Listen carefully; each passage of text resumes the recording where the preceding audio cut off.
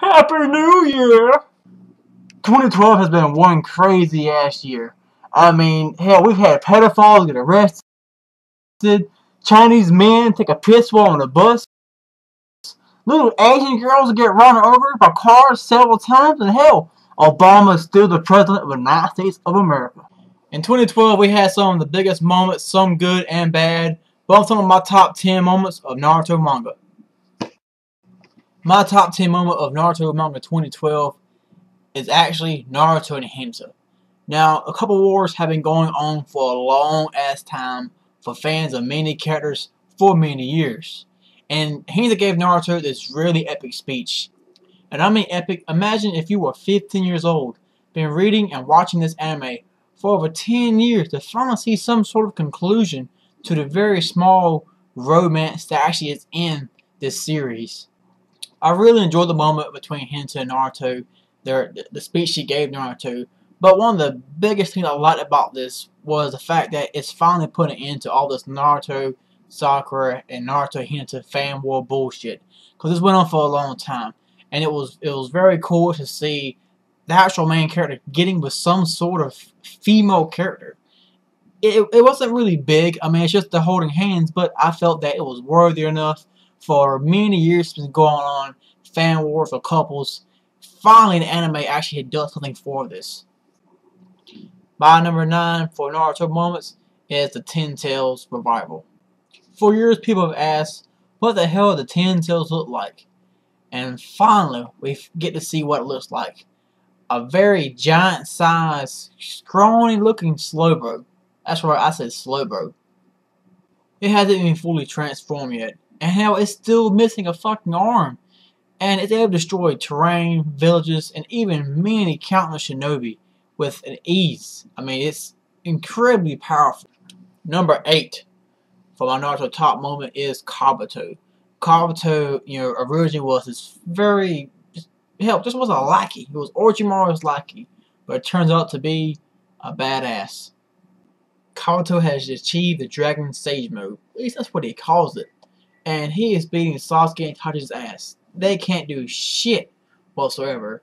Well, not exactly. They're not trying the hardest, supposedly. They're not trying to kill him. They want to try to restrain him to get information out of him. But no matter what they do, it just does not work. But unfortunately for Kabuto and us readers, Kabuto gets trolled, and so do we, by yet another power from the Uchiha clan. My number 7 moment is the Kage versus Madara. The Kage is said to be the very best, and Madara has been said to be one of the best of the Uchiha, and we finally get to see why.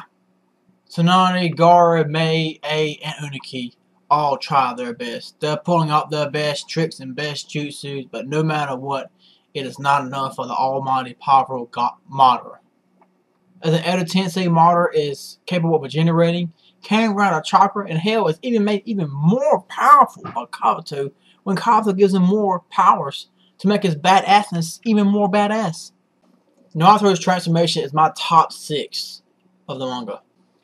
Naruto has transformed several times, whether it was adding 1 tail, 2 tails, or even completely changing his appearance from an orange jumpsuit ninja to a miniature demonic fox to a Super Saiyan, and finally the perfect Jinchuriki.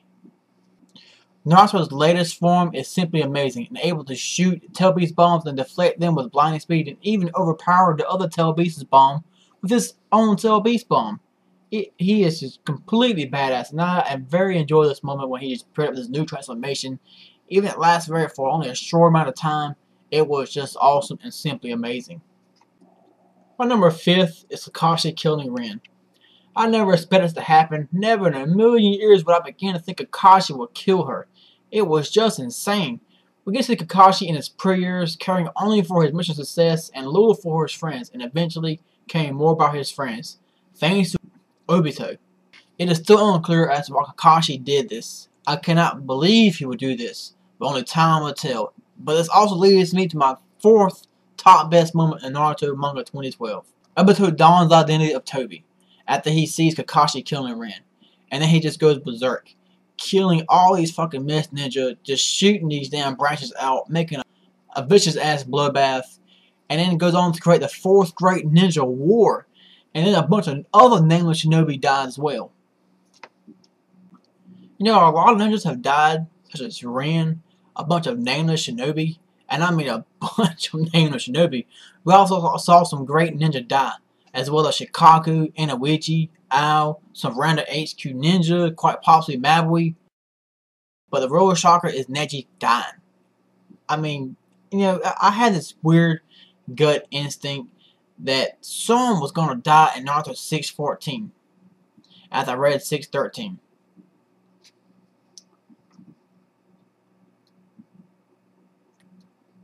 I had this weird gut instinct that someone was gonna die after I read Naruto 613. I had this weird gut instinct that someone was gonna die in Naruto 614.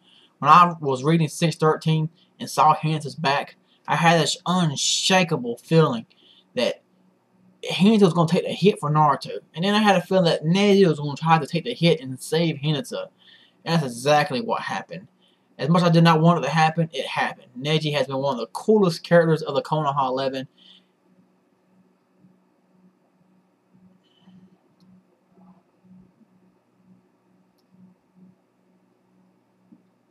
And well, quite frankly, in my opinion, he's actually the coolest, well, besides Naruto, you know. But at first,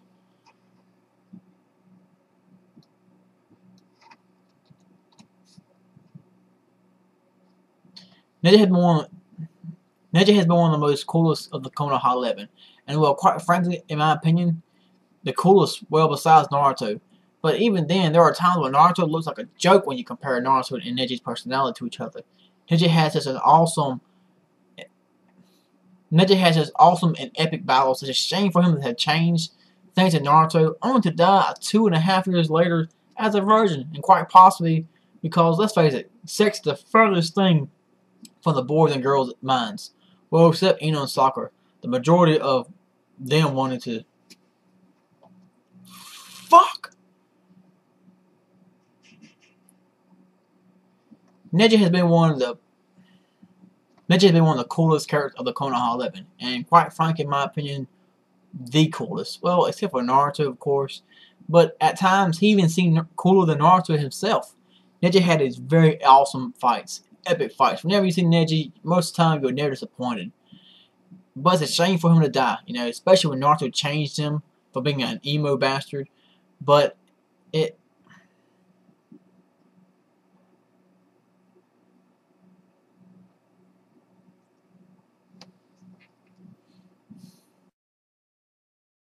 Neji has been one of the coolest of the Konoha 11, and quite frankly, in my opinion, one of the coolest. Probably the coolest. And even at times cooler than Naruto. And it's a shame for Neji to die like this, you know, especially when Naruto changes Neji's personality, you know, to where he's not as a douchebag, only to die 2.5 years later as a virgin. Well, I'm assuming he dies as a virgin because, let's look at it. You know, sex is the furthest thing from most of these guys and girls' minds. Except for Ino and Sakura, they kind of want Sasuke's dick most of the time. You know, I was deep and saddened as how Orochimaru was so easily defeated by Sasuke. While it seemed very logical for Sasuke to kill Orochimaru at his weakest state, but it just didn't. It felt, it sucked, man. It really did. But it wasn't over for Orochimaru just yet, as he shot me yet again, reappearing in an attempt to kill Itachi, but is again defeated so easily by Itachi in just mere seconds, leaving me in a desperate need of a psychotic villain.